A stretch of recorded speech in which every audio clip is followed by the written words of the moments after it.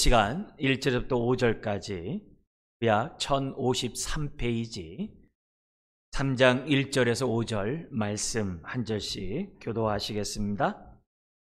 그들이 말하기를 가령 사람이 그의 아내를 버림으로 그가 그에게서 떠나 타인의 아내가 된다 하자 남편이 그를 다시 받겠느냐? 그리하면 그 땅이 크게 더러워지지 아니하겠느냐 하느니라. 내가 많은 무리와 행음하고서도 내게로 돌아오려느냐? 여호와의 말씀이니라. 내 눈을 들어 헐벗은 산을 보라. 내가 행음하지 아니한 곳이 어디 있느냐?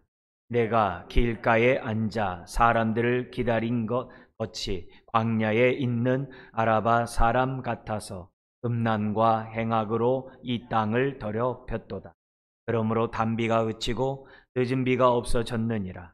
그럴지라도 내가 창녀의 낯을 가졌으므로 그를 알지 못하느니라. 내가 이제부터는 내게 부르짖기를 나의 하나님이여 아버지는 나의 청년 시절의 보호자이시오니 같이요 노여움을 한없이 계속 하시겠으며 끝까지 부무시겠나이까 하지 아니하겠느냐. 보라, 내가 이같이 말하여도 악을 행하여 내 욕심을 이루었느니라 하시니라. 아멘. 오늘 말씀의 제목은 코로나19보다도 무서운 것이 우리 안에 있는 죄입니다 라는 주제로 말씀을 나누기를 원합니다. 우리 세 가지 크게 교훈 얻을 것은, 첫 번째는 죄의 파급력과 파괴력이 정말 크다는 것을 다시 한번 뼈저리게 느꼈으면 좋겠고, 그래서 우리가 회개할 때는 철저히 회개하고 과거의 것들과 철저히 단절하고 하나님께로 돌아오는 것이 회개임을 생각하는 이 시간이 되었으면 좋겠고, 두 번째는 멸망당한 북이스라엘에 대해서도 하나님은 회복하기를 원하세요.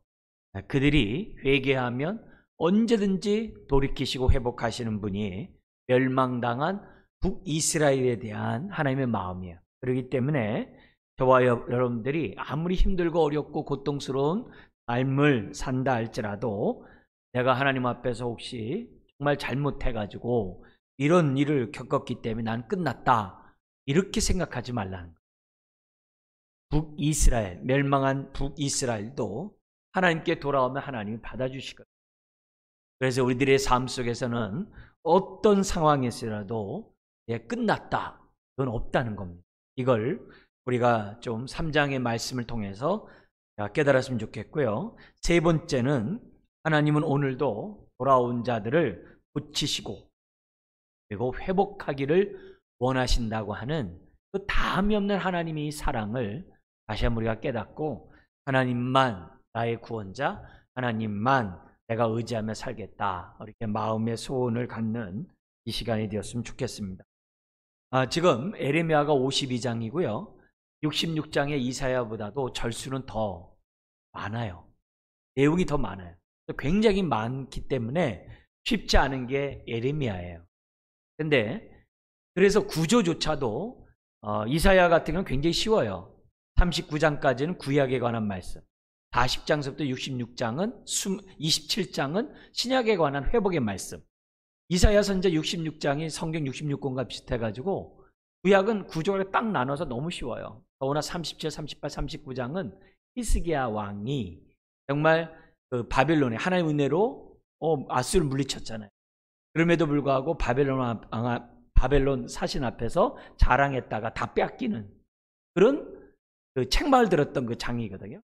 그래서 그 세 장을 중심으로 싹 이렇게 날개 펴듯이 이렇게 딱 대조가 된 게 이사야예요. 구조가 너무 정확하기 때문에 이사야 같은 경우는 너무 이렇게 쉬워요. 그리고 은혜를 받기도 참 좋아요. 근데 에레미야는 파편의 설교를 갖다 모아놓은 거예요. 그리고 모아놨을 뿐만 아니라 이 에레미야를 통해서 뭘 보여주냐면 하나님의 그 마음을 보여줘요. 마음, 범죄한 자들에 대한 그 아픈 마음, 그 돌아오기를 바라는 그 간절한 마음, 이런 하나님의 마음이 에레미야의 삶을 통해서 보여주는 거예요. 그래서 감정 표현이 너무 많다 보니까 성경을 갖다 이렇게 딱 구조로 딱딱딱딱 나눠서 이해하기는 좀 어려운 부분이 있어요. 그렇지만 그래도 나름대로 예레미야도 다 구조가 있고 이해하기 쉽게끔 돼 있어요. 처음에 볼 때는 막 이렇게 어렵고 막 반복적인 말이 많이 나옵니다만 그래도 이렇게 들여다보면은 우리가 이해할 수 있도록 이렇게 구조로 되어 있기 때문에 그런 것들을 좀 제가 이제 기회가 있을 때마다 이렇게 반복적으로 또 새롭게 또 여러분들에게 말씀해 드릴 겁니다. 그래서 예레미야의 말씀을 통해서 우리가 하나님의 마음도 알고 동시에 하나님의 생수에 그르신 하나님을 떠나서 스스로 생수롭고자 웅덩이를 판 나의 이 죄성을 좀 우리들이 잘 알아서 그런 삶은 물을 저축하지 못한 터진 웅덩이다. 2장 13절이 요절이라고 했어요. 그 말씀처럼 살 수밖에 없다는 것을 뼈저리게 우리들이 느껴야 돼요. 그래야 우리가 옛사람으로 죄된 삶으로 안 살거든요. 이스라엘과 유다같이 멸망한 그런 삶을 안 살거든요. 이게 다 하나님을 알지 못한 하나님의 마음을 헤아리지 못한 거예요. 그래서 우리가 이 에레미야를 통해서 하나님의 마음도 잘 알고 죄에 대해서 내가 그 실체도 좀 잘 알고 그렇게 한다면 그만큼 이 에레미야가 눈물의 선지자의 그 에레미야를 통해서 하나님의 깊은 사랑을 우리들이 깨달아갈 수 있어요. 알아갈 수 있어요. 그걸 덧입을 수 있단 말이에요. 너무 중요한 말씀이에요. 여러분도 잘 알다시피 강의안을 좀 보시면 에레미야는 눈물의 선지자라는 걸 잘 알죠.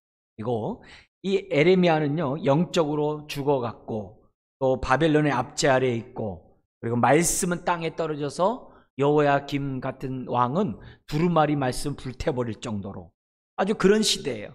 그리고 아주 임박한 바벨론의 멸망의 심판의 그런 때에 사역한 사람이 에레미야예요. 그러니까 목회 현장이 굉장히 안 좋았어요. 굉장히 안 좋았어요. 뿐만 아니라 그는 예루살렘의 멸망을 목도했던 그런 사람이 지금 에레미야예요. 그러니까 울 수밖에 없는 그런 모습이에요. 근데 놀랍게도요. 이렇게 암흑기에 에레미야가 부름받고 선지 사역을 하는데 이 에레미야만큼 정말 에레미야는 새 언약, 정말 새 언약의 그 축복의 메시지를 너무 강력하게 선포했던 소망의 선지자가 또 예레미야예요.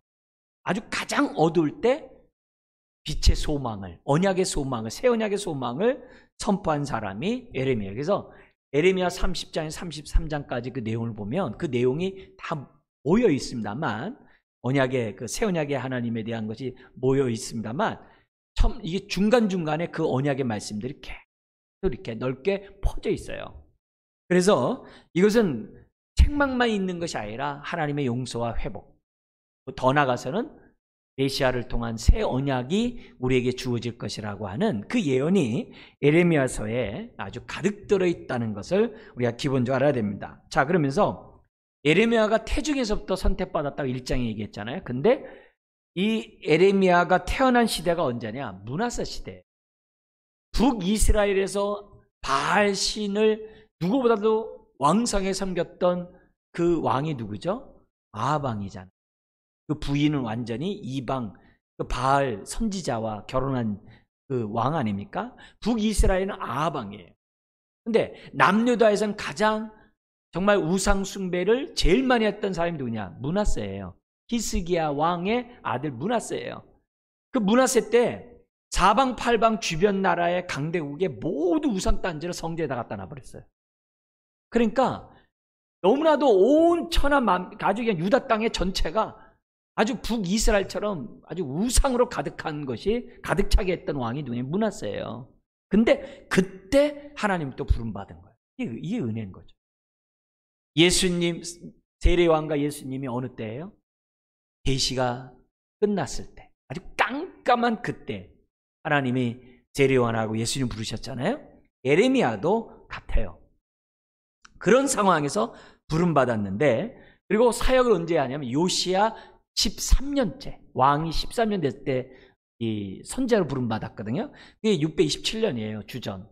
그래서 587년까지 이제 바벨론 멸망 때까지 예언을 했는데 40년간.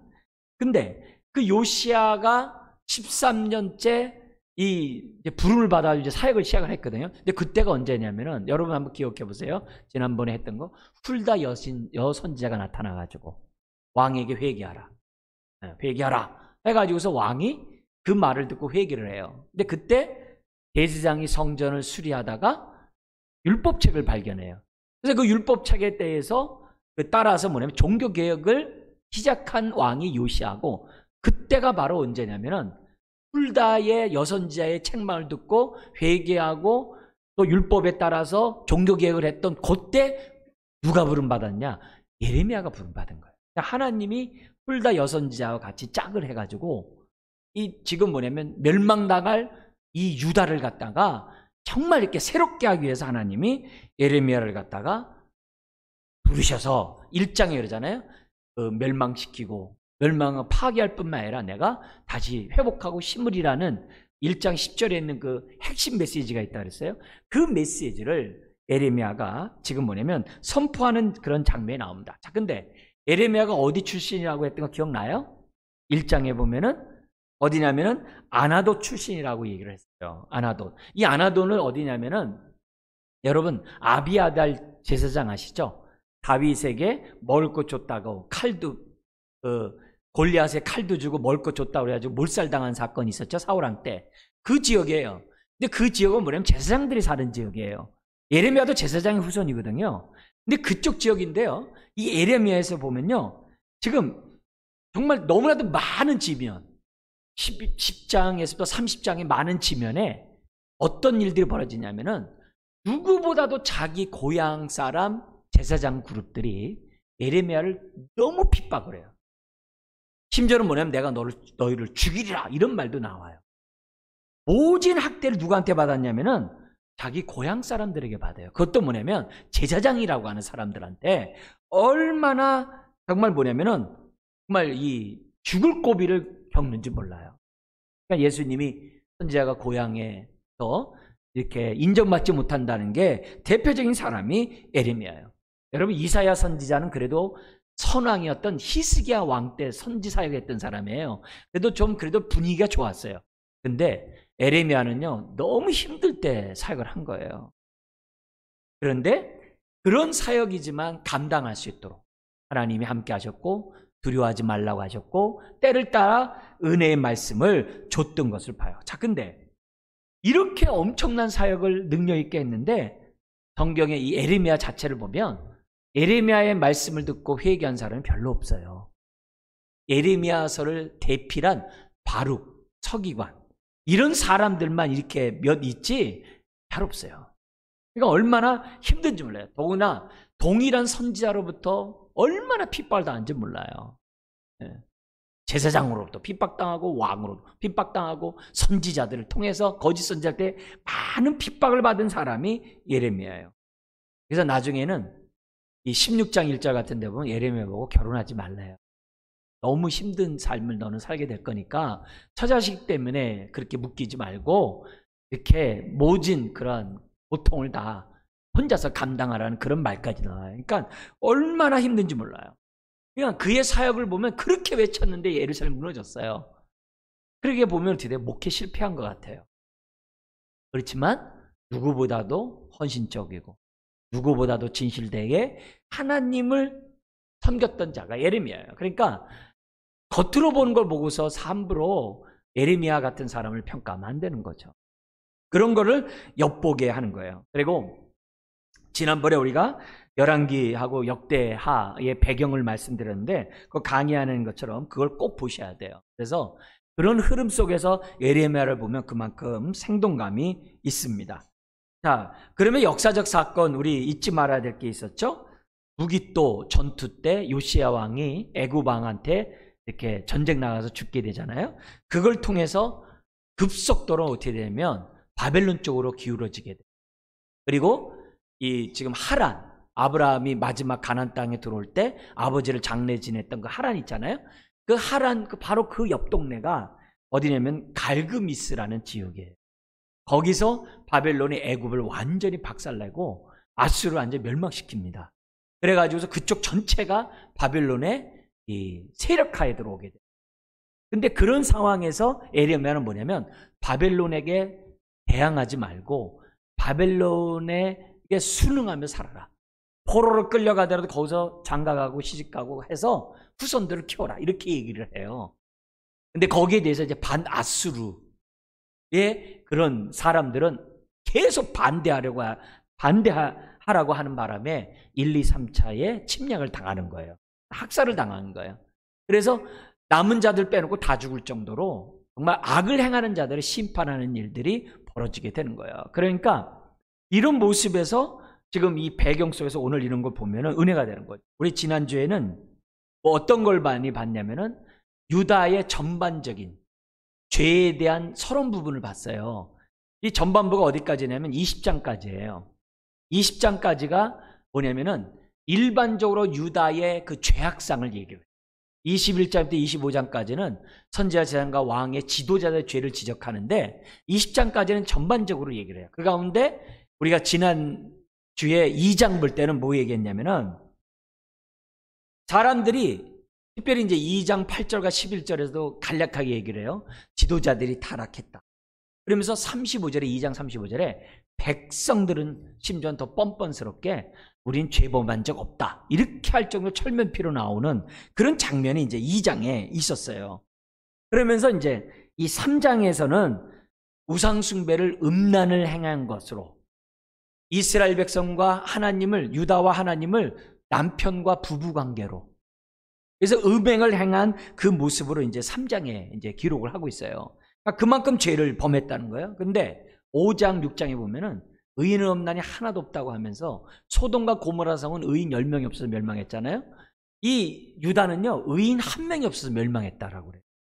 그러니까 얼마나 많은 타락을 했는지 몰라요. 그런 장면이 이 20장까지 전반부 이렇게 나옵니다. 이해되셨죠?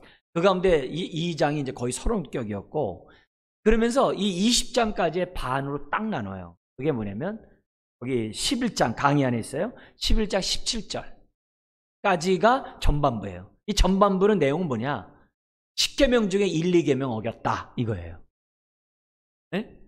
하나님 외에 다른 신을 섬겼고 우상을 만들었다. 1, 2계명 어겼다는 게 지금 여기 뭐냐면 10장까지 내용이고, 그 요약이 11장에서부터 11장 1절 17절이에요. 강의에 있는 것처럼. 그리고 나서 후반부에 11장 18절부터 20장까지 나오는데요. 예레미야의 그 탄식이 나와요. 5번 나와요. 5번이 나오는데 그 탄식이 있을 때마다 하나님이 또 말씀하세요.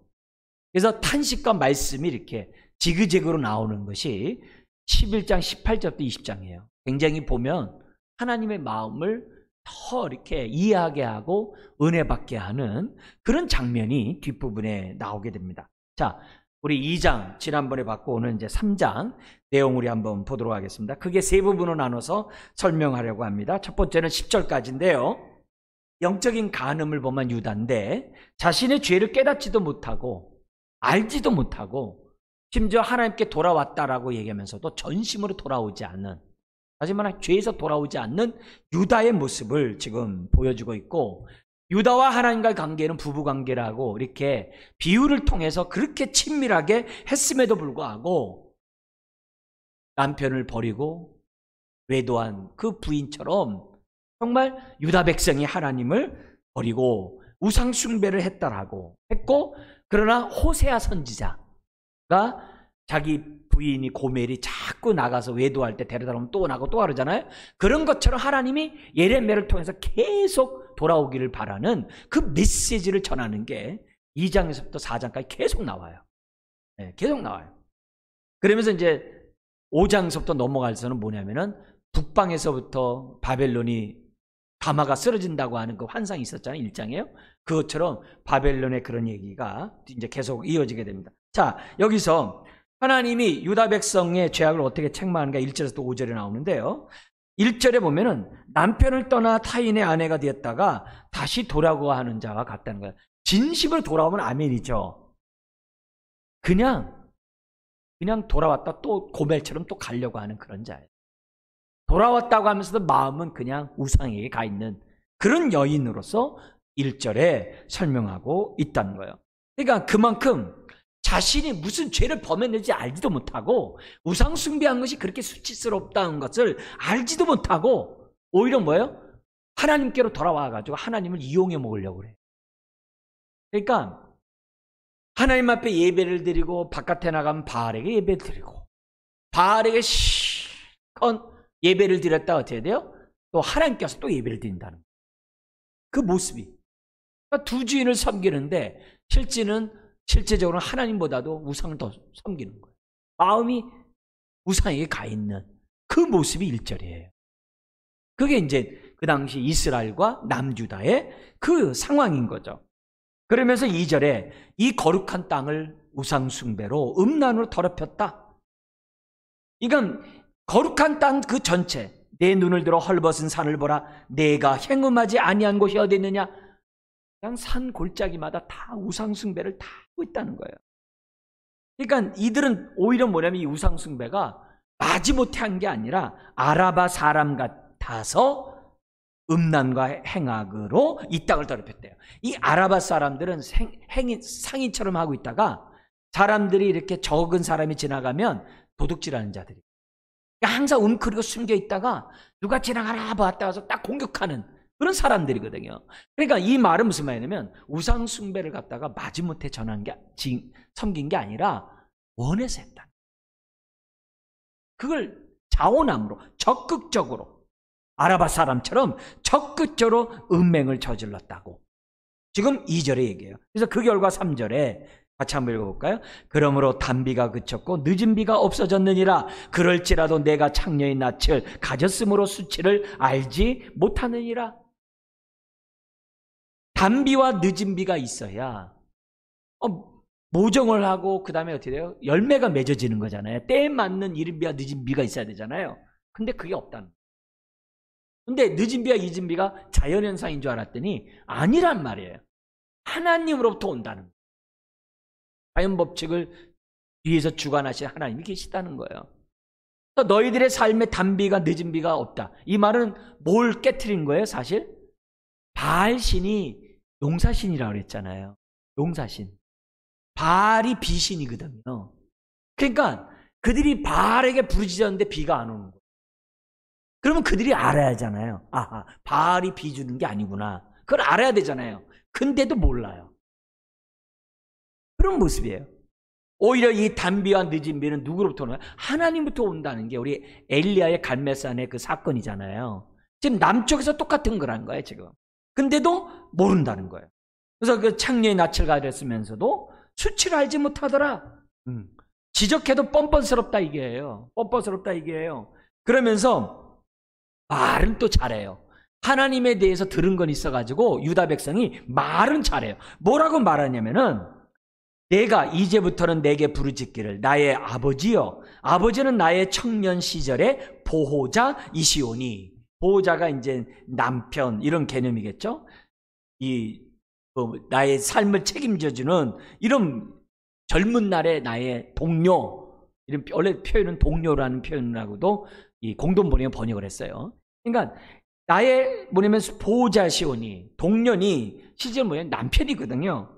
그래서 노여움을 한없이 계속 하시겠으며 끝까지 품으시겠나이까 하지 아니하겠느냐 이렇게 얘기를 해요. 뭐냐면 하나님 사랑의 하나님이야. 하나님께로만 가면 있잖아. 하나님이 다 용서하셔. 그러면서 자기 행위는 안 버리는 거예요. 네? 예배만 드리면 돼. 송아지 갖다 드리고 그러면 하나님 다 받아줘. 시편 50편에 나오는 그 죄악을 그들이 그냥 범했다는 거예요. 그러니까 하나님이 물론 오래 참으시고 노염을 푸시는 분이죠. 근데 그걸 악용했다 이게. 들은 건 있어가지고 악용해오면서 온갖 만행을 다 저질렀다는 거예요. 그래서 성전에 와서 예배는 드리고 바깥에 나가 우상 숭배하면서 율법을 어긋난 정의를 없애버리고 불의와 불법을 행하는 자가 다 됐다는 거예요. 제사장서부터 시작해서 왕이고 다 그렇게 됐다는 거예요. 근데 뻔뻔스럽게 예배드리러 오는 거예요. 하나님 앞에. 지금 그 얘기를 지금 하고 있어요. 여기서 우리가 알아야 될 것이 뭐냐면 우리가 하나님 앞에 오는 거는 항상 참된 회개를 통해서 하나님 앞에 갈 수 있거든요. 그래서 참된 회개는 뭐냐? 말로만 하면 안 된다는 거예요. 겉으로만 하나님 앞에 우리가 오면 안 된다는 거예요. 참된 회개는 1절에 있는 것처럼 몸만 오지 말고 옛 것을 단절하고 와야 된다는 거예요. 참된 회개를 할 때는 옛사람을 단절하는 거예요. 죄를 단절하는 거예요. 그리고 2절 3절에 하나님 앞에 돌아와 놓고선도 자기가 잘못한 죄악에 대해서 부끄러워할 줄 알아야 되는데 그래야 미워할 거 아니에요. 잠시 죄악의 낙을 부끄러워하진 않아요. 좋아한단 말이에요. 그러니까 어떻게 돼요? 버리지 못하는. 세 번째 4절 5절에 뭐냐면 말로만 회개하고 막 이렇게 하는 게 아니라 철저하게 너의 그 돌아오지 못하게 하는 정욕과 욕심을 십자가에 못 박아버려야 한다는 거예요. 네? 그게 세 번째예요.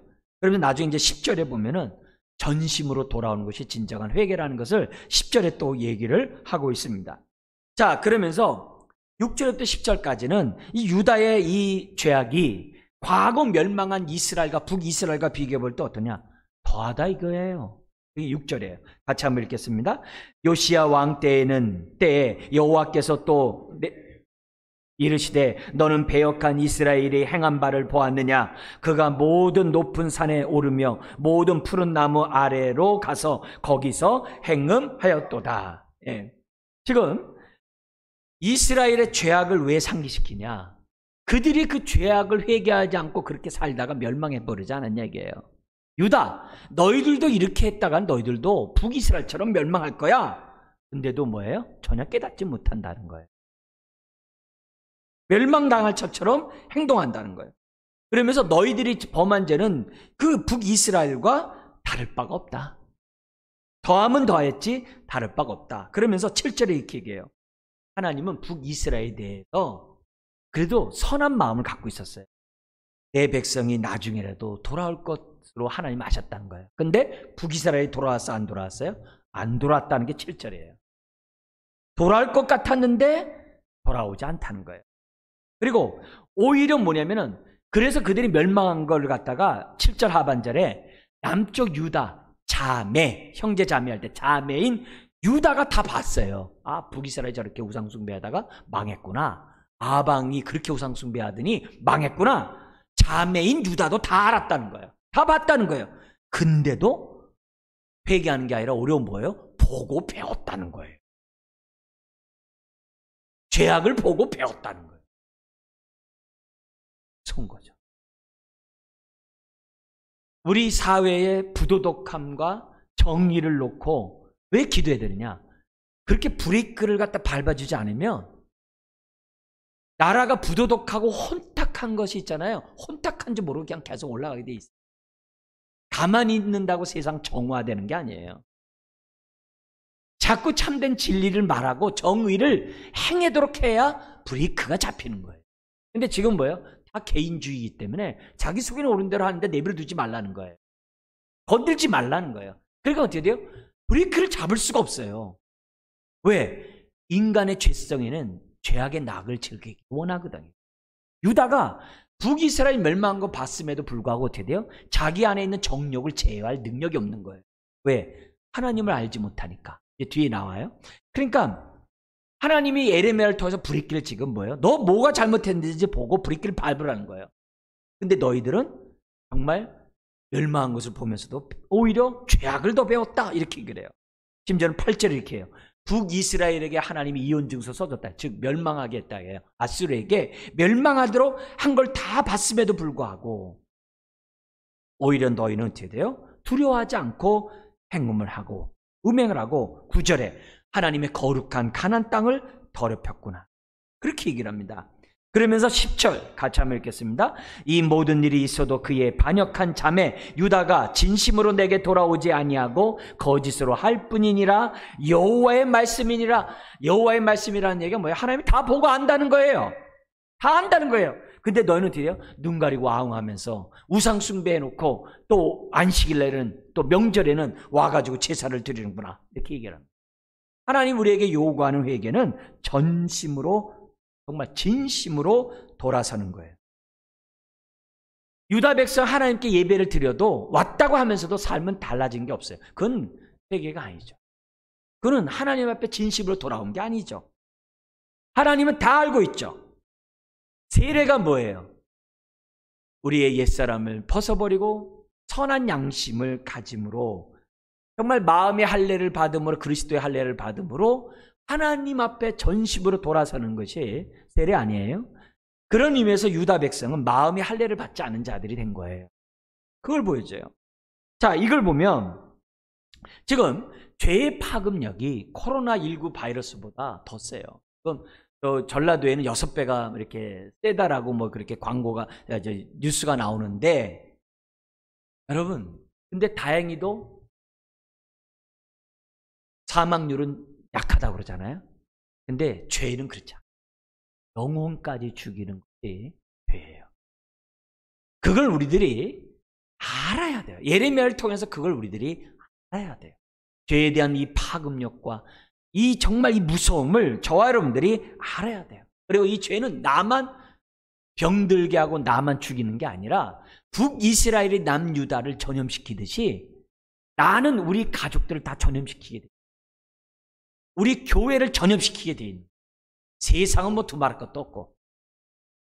그렇기 때문에 오늘 우리가 하나님을 믿는 저와 여러분들은 이 죄의 파급력이 얼마나 무서운지를, 코로나만 무서워하지 말고 죄의 실상을 우리가 알고 무서워하는 저와 여러분들이 돼야 한다는 거예요.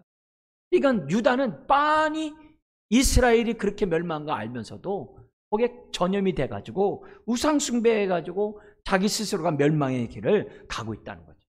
우리가 지금 사회적 거리를 두고 있잖아요. 코로나 때문에. 죄와 거리를 둬야 돼. 그래서 생활 방역하잖아요. 우리 스스로가 죄로부터 멀어지도록 우리가 생활 방역을 해야 돼요. 옛사람에 따라 살아가면 안 돼요. 코로나19를 통해서 죄와 우리가 어떻게 돼요? 어떻게 대해야 되는지 우리들이 영적인 깨달음이 있어야 돼요. 여러분, 악인의 길을 쫓아가면 안 돼요. 시편 1편. 죄인의 길에 서면 안 돼요. 우리는요, 하나님을 따라가야 돼요. 죄악을 따라가면 안 돼요. 철저히 사회적 거리두기 하고 생활 방역을 철저히 해야 한다는 것을 우리는 예레미야의 말씀을 통해서 저와 여러분들이 깨달으셔야 돼요. 그리고 면역력이 증강돼야 되잖아요. 면역력이 약하면 우리가 넘어가니까 결국 뭐예요? 내적으로 면역력이 좋아지는 것은 진심으로 하나님 앞에 돌아가는 것보다 효과적인 면역력은 없어요. 내 마음이 진심으로 회개하고 깨끗한 마음을 갖는 것보다 강한 면역력은 없어요. 죄를 이길 능력은 없어요.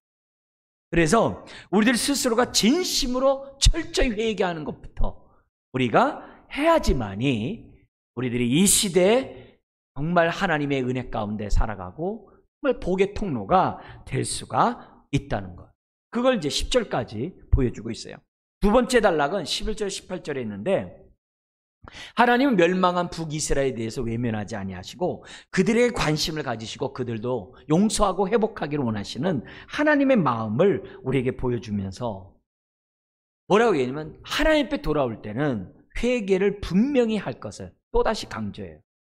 자, 그래서 좀 더 나눠서 보면 11절 14절 하나님은 예레미야에게 북이스라엘에 가서 이스라엘 향하여 선포하라고 합니다. 뭐라고 얘기하냐면은 11절 같이 한번 읽겠습니다. 여호와께서 내게 이르시되 패역한 이스라엘은 반역한 유다보다 자신의 더 의로움이 나타났나니. 유다보다 더 낫대요, 북이스라엘이. 우리는 볼 때는 이 유다가 훨씬 난 거로 생각하는데 하나님은 그렇다는 거예요. 왜 그러냐? 유다에게는 그렇게 하나님이 정말 끔찍한 사랑을 베풀어 줬잖아요. 다윗의 후손들에게.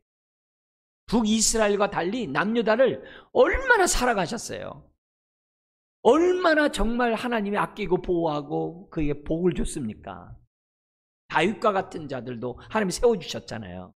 그러면 그만큼 은혜를 받았으면 그만큼 죄를 이길 능력이 있어야 되잖아요. 근데 그런 은혜를, 그런 사랑을 받지 못한 북이스라엘보다도 더 악을 행하니 이스라엘이 더 낫죠. 심지어 똑같은 악을 행하더라도 북이스라엘이 더 낫죠. 왜? 사랑을 덜 받아놨는데, 남유다보다. 그런 의미에서 지금 뭐냐면 북이스라엘 향에 대해서 이건 뭐예요? 소망을 주는 그런 메시지를 지금 펴고 있는 거예요. 유다가 얼마나 타락했으면 이런 얘기를 지금 했겠어요. 진작 유다는 멸망할 수 있는데 하나님 봐줬는데. 자, 그러면서 12절에 돌아오라고 얘기를 해요. 북이스라엘에게 변함없는 하나님의 사랑을 지금 보여주고 있어요. 여러분, 이런 돌아오라는 이 하나님의 마음을 저와 여러분들이 예레미야를 통해서 절실히 깨달아야 돼요. 그랬을 때 우리가 타락했을 때도 돌아올 수 있고, 정말 죄를 범하면서도 돌아올 수도 있고, 우리가 정말 이제는 끝났구나 하는 삶 속에서도 일어서서 주 앞에 돌아올 수 있는 저와 여러분들이 될 수 있다는 거예요. 돌아오면 하나님이 용서하시고 하나님이 은혜를 베풀어 주시는 분임을 12절에 보여줘요. 같이 읽겠습니다. 너는 가서 북을 향하여 이 말을 선포하여 이르라. 여호와께서 이르시되 배역한 이스라엘아 돌아오라. 나의 노한 얼굴을 너희에게로 행하지 아니하리라. 나는 긍휼이 있는 자라. 너를 한없이 품지 아니하느니라. 여호와의 말씀이니라. 여러분, 북이스라엘 향해서도 내 백성이래요. 이게 얼마나 은혜로운 말입니까? 우리는 북이스라엘 멸망해서 없어져 이렇게 생각하는데 거기 남아있는 유민들 많잖아요. 그죠? 뭔가 있는 자들은 아수르가 다 끌고 갔지만은 남아있는 유민들이 많거든요. 심지어는 뭐예요? 혼혈 민족들이 많거든요. 사마리아 많이 있단 말이에요. 그런 사람들에 대해서 지금 뭐예요? 내 백성이라. 하나님의 이 깊은 사랑을 우리가 알아야죠. 부모만 자식들을 갖다 깊은 사랑하는 게 아니에요. 우리 하나님은 더 우리를 사랑하세요. 13절. 근데 돌아올 때 그냥 돌아오지 말고 철저히 회개하고 북이스라엘에게 돌아올 것을 얘기를 합니다. 그래서 너는 오직 죄를 자복하라 이렇게 얘기해요. 죄가 얼마나 파괴적이고 무서운지를 철저히 깨닫고 우리가 뭐예요? 회개하고 돌아올 것을 얘기를 하고 있어요. 우리 하나님은 회개 없이 받아주지 않으세요. 철저히 회개하는. 그래서 우리가 잠시 죄악의 낙을 배설물처럼 여길 수 있는, 내가 자랑하던 것을 배설물처럼 여기는 그런 자가 돼야 돼. 그래서 묵은 땅을 기경해야 돼. 자기 의, 자기 고집, 자기 주장, 세상 것을 자랑함, 이런 것들을 다 회개하고 바울처럼 배설물처럼 여기고 돌아와야 돼요. 이런 철저한 회개가 없이 회복이 없다는 거죠. 그러면서 14절 돌아온 너에게 회복해 주리라. 뭐라고 그러냐면 14절 읽겠습니다. 여호와의 말씀이니라. 배역한 자식들아 돌아오라. 나는 너희 남편임이라. 내가 너를 성읍에서 하나와 족속 중에서 둘을 택하여 너희를 어디로 데려와요? 시온으로 시온은 뭐예요? 예루살렘에 있는 하나님이 계신 곳을 시온이라고 그래요.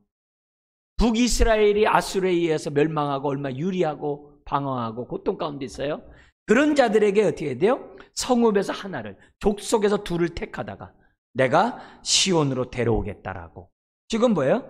지금 남유다에게 염두에 두고 있는 그런 말씀들이죠. 보호자란 남편이식의 보호자예요. 네? 가장이에요. 그래서 남편이기 때문에 어려운 가운데 있는 북이스라엘의 내 아내들을 지금 뭐예요? 데려오겠다는 거예요. 그래서 신명기 28장에서 그러잖아요. 땅 끝으로 끌려갈지라도 거기서 주의 이름을 부르. 우리 하나님이 찾아가셔서 데려오신다 그랬거든요. 그걸 우리들이 지금 뭐예요? 여기 지금 예레미야를 통해서 또 보는 거예요. 이 말은 뭐예요? 변함이 없다 이게요. 오늘도 우리의 삶 속에서 아무리 땅 끝에 있다 할지라도 인생 끝났다. 나 이제 끝났어. 막장이야. 예요. 회개하고 돌아오면 하나님이 우리 모든 것을 회복시켜 주시는 거예요. 나의 삶의 고통의 현장에서 능히 일으키시는 분이 우리 하나님이신 줄 믿습니다. 에베소 2장 1절에 있는 것처럼 허물과 죄로 죽었던 우리도 살리신 분이죠. 그러면서 북이스라엘 향해 돌아올 때 어떤 약속을 하느냐? 15절 18절인데요. 이건 오늘날 동일해요. 첫째는 15절에 좋은 목자를 주시겠다라고 약속을 해요. 싹군, 지금 유다 백성의 선지자 제사장과 왕과 같은 그런 싹군이 아니라 정말 좋은 목자들을 보내주겠대요. 어떤 목자예요? 남편으로서 책임을 다해주는 선한 목자, 언약의 하나님을 보내주시겠대요. 그 다음에 13절, 그때가 되면 이 땅의 번성함이 많아질 건데 선한 목자가 통해서 이 땅이 어떻게 돼요? 막 풍성해야 될 텐데 중요한 건 뭐냐면은 너희가 다시는 언약궤를 말하지 않겠대요. 그 당시 언약궤는 눈에 보이는 언약궤잖아요. 밖에 있는 언약궤잖아요. 그런 언약궤를 말하지 않게 해주겠대요. 왜 그럴까요?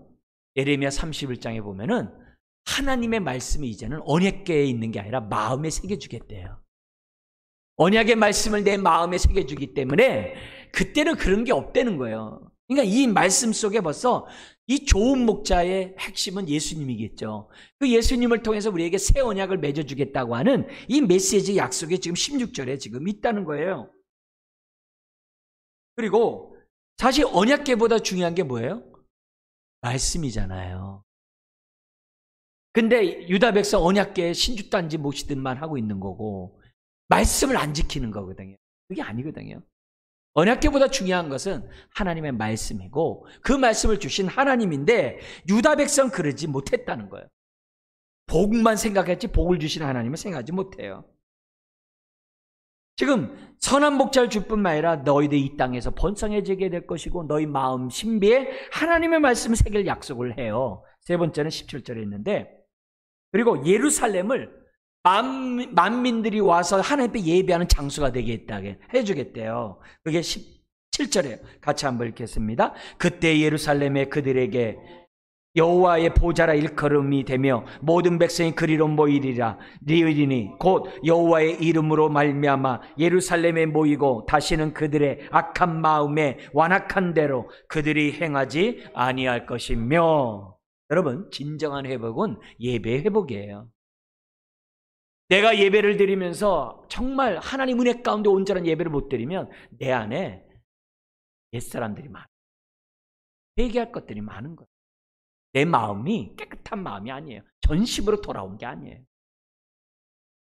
진정한 회복은 예배 회복이에요. 하나님의 이름에 합당한 예배가 올려지는 그 마음이 진정한 회복이 된 사람이에요. 이게 진정한 회개자예요. 그리고 그 예루살렘은 만국의 중심이 될 것이라고 하는. 근데 신약에 되면서 예루살렘이 구심력으로서 예루살렘만이 아니라 원심력으로서 예루살렘으로 바뀌어요. 다시 말하면 성령이 임함으로 땅끝까지 예루살렘과 온 유다와 사마리아와 땅끝까지 이렇게 세상을 향하게 하는 그 뭐예요? 중심으로 바뀌는 거예요. 그래서 신약에서 교회는 모이는 교회, 흩어지는 교회, 부름받은 교회,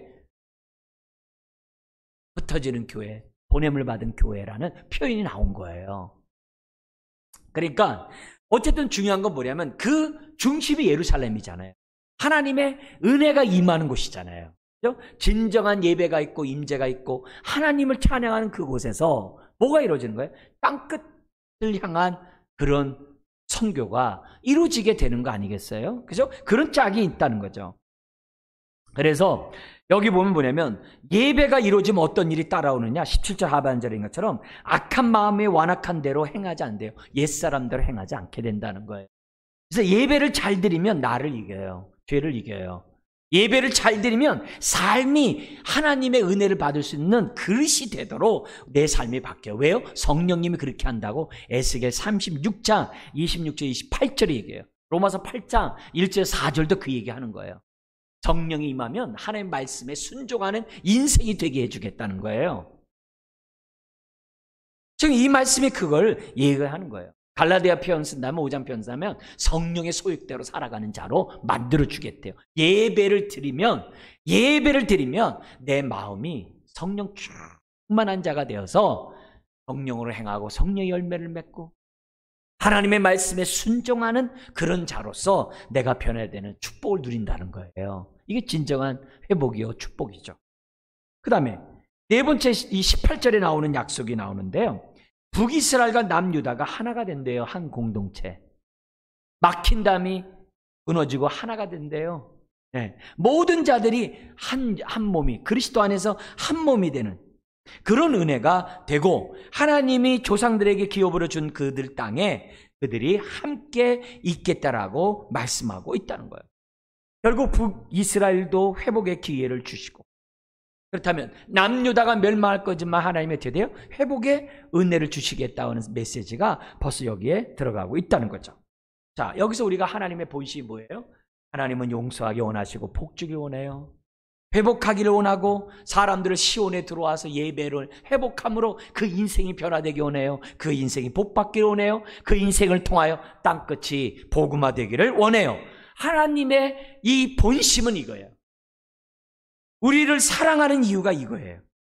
그래서 거기 11절 12절인 것처럼 하나님은 우리가 조금만이라도 돌아올 기회가 있으면 작은 구실을 줘서라도 용서하고 기회를 주려고 해요. 그래서 이스라엘 보고 너희는 유다보다 낫다 그래요. 하여튼 기회 말씀 우리를 돌이키래. 근데 하나님은 기준을 낮춘 적이 없다 그랬어요. 회개는 철저히 해야 돼요. 그러면 하나님은 어떤 상황에서도 14절인 것처럼 나를 보호하세요. 그래서 시온으로 돌아오게 하시고, 그리고 유리하게 한 게 아니라 선한 목자를 주셔서 우리를 인도하시고, 푸른 초장 인도하고, 그로 인하여 우리의 삶이 정말 우리 마음에 하나님의 말씀을 새기게 하고, 삶이 정말 하나님이 기뻐하는 자로서 변화되게 하고, 그래서 원수됐던 자들이 그리스도 안에서 연합되게 되는, 이스라엘과 남유다가 연합된 것처럼 연합되게 하는, 한 몸 이루게 하는 그 놀라운 역사가 갈라디아서 3장 28절이 응하는 축복이 있다는 거예요. 그래서 이 말씀에서 질문해야 될 게 이거예요. 이 밤에 그리스도가 나에게 선한 목자 됨을 나는 경험하고 있는가? 삶이 나는 부유한가? 그걸 지금 질문해 봐야 돼요. 그리고 마음 신비에 내 말씀이 새겨져 있는가? 다른 말은 뭐예요? 그 말씀대로 나는 지금 순종하며 살아가고 있는가? 철저하게. 그 다음에 18절에 한 몸을 이룬다고 했는데, 나는 지금 그리스도 안에서 한 몸을 이루면서 나는 살아가고 있는 복된 인생인가? 하나님의 약속은 진심으로 돌아오는 자에게 이런 복을 주시겠다라고 쫙 설명을 해요. 지금 우리 시간이 없어서 지금 막 빠빠빠야 합니다만, 이 하나하나가 얼마나 지금 귀중한 말씀입니까? 자, 세 번째 단락이 19절부터 25절에 있어요. 하나님은 백성을 고치시기 원하세요. 하나님은 19절에 귀한 약속을 줬어요. 만복을 베풀면 이 백성이 나를 아버지라, 나를 잘 섬길 것이라 생각을 했어요. 이게 19절이에요. 그런데 20절, 21절 육신의 정욕대로 살더라는 거예요. 오히려 우상 숭배하고 외도한다는 거예요. 그래서 21절의 삶이 산에서 골짜기와 산에서 막 탄식한다는 거예요. 왜? 생수의 근원시 하나님을 떠나가지고 사니까 얼마나 고통스럽겠어요. 그러니까 막 탄식한다는 거예요. 동시에 탄식하면서 뭐냐면, 이거 다 하나님 때문 아니에요. 왜 하나님 안 도와주세요? 그 말까지 다 있는 탄식이에요. 그렇게 됐다는 거예요. 이게 우리들로 말하면 이거예요. 아니, 하나님의 살만하게 해줬더니 있잖아, 기도도 안 해. 하나님의 살만하게 해줬더니 그냥 세속적인 사람이 돼버려. 하나님이 저 물질의 축복을 줬더니 그냥 자기 배만 채워. 그렇게 됐다는 거예요. 이 남유다가. 남보다 더 많이 벌게 하고 더 많이 갖게 하면 더 많이 베풀 줄 알아야 되는데 자기 배만 채운다는 거예요. 그렇다는 거예요. 차라리 편안한 것보다 불편해가지고 어려움으로 영적으로 사는 게 좋을 텐데, 남유다가 어떻게 돼요? 그러지 못했다 이 말이에요. 오히려 뭐 하냐면은 하나님을 잊어버렸대요. 21절 읽겠습니다. 소리가 헐벗은 산 위에서 들리니 곧 이스라엘 자손이 애곡하며 간구하는 것이라. 그들이 그들의 길을 굽게 하며 자기의 하나님 여호와를 잊어버렸음이로다. 하나님 잃어버렸다. 그러나 22절 뭐야? 돌아오라, 내가 고쳐주겠다. 회복하기 원하시는 간절한 그런 모습을 보여주고 있어요. 네. 그러면서 돌아올 때 회개는 이렇게 해야 된다 하는 게 22절 하반절부터 25절에 구구절절에 하나하나씩이에요. 크게 두 부분이에요. 첫 번째, 고백을 확실히 하라. 두 번째, 회개를 철저히 하라. 이렇게 돼 있어요. 자, 그러면 우리 고백을 어떻게 해야 되느냐? 두 가지 고백이 나와요. 22절 하반절에 보소서 한번 읽어볼까요? 시작. 보소서, 우리가 주께 왔사오니 주는 우리 하나님 여호와 이심이니이다. 아멘. 여호와만이 나의 하나님입니다. 우상 숭배가 아니라 여호와만이 나의 하나님입니다 라고 고백을 해야 돼요. 하나님을 잊지 않고 있다고 하는 것은 분명한 고백을 해야 돼요. 잊어버리면 죄를 범하거든요. 잊어서는 안 돼요. 하나님 밖에는 내가 사랑할 자가 없습니다. 첫 번째 고백. 두 번째 고백 23절에 읽겠습니다. 작은 산들과 큰 산 위에서 떠드는 것은 참으로 헛된 일이라. 이스라엘의 구원은 진실로 우리 하나님 여호와께 있나이다. 오직 구원은 하나님께만 있습니다. 이렇게. 저 우상숭배 이제 안 할 거예요. 하나님께만 있을 겁니다. 하나님 앞에 의지하는 것들은 다 헛된 일이다. 그래서 하나님만이 참된 구원자라고 고백을 정확히 해야 돼요. 신앙 고백을 정확히 해야 돼요. 하나님을 신뢰하는 고백을 정확히 해야 돼요. 그리고 나서 회개를 철저히 해야 되는데 24절 25절에 회개를 해야 돼요. 어떻게 회개해야 되느냐? 24절 25절 뭐냐면 조상의 죄까지 포함해서 나의 죄를 회개해야 돼요. 느헤미야가 하나님 앞에 회개할 때 조상과 내가 회개했다라는 그게 뭐냐면 언약의 회개예요. 언약 백성의 회개는 자기 죄만 회개 안 해요.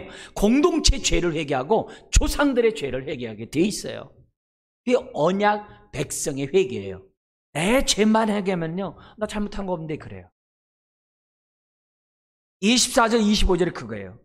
뭐냐면은 이렇게 얘기해요. 부끄러운 그것이 우리가 청년의 때로부터 우리 조상들의 산업인 양떼와 소떼와 아들들과 딸들을 삼켜 쌓은 즉, 이렇게 해요.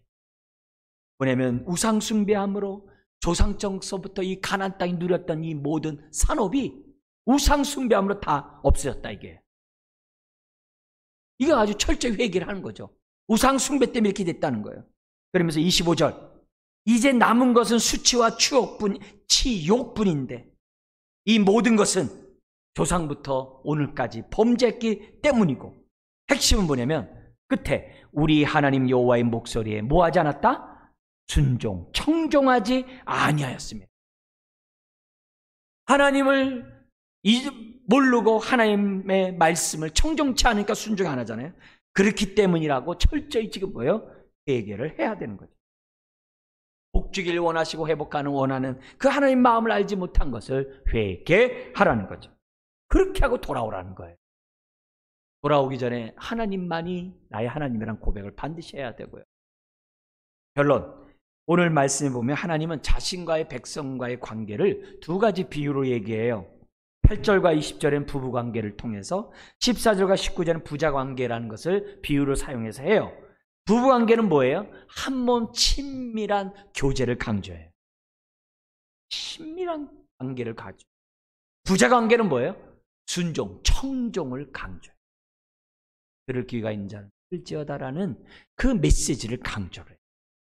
오늘 다시 한번 하나님 우리를 부부로 삼아주셨어요. 친밀하게 한 몸 되게 하셨어요. 그렇다면 하나님의 말씀에 청종하고 순종하는 그것은 오늘 우리들이 뭐예요? 이 어지러운 이 세상을 정말 밝히는 저와 여러분들의 삶인 줄 믿습니다. 오늘 말씀이 우리들에게 살아 역사하기를 주의 이름 부탁드립니다. 기도하겠습니다. 하나님 아버지,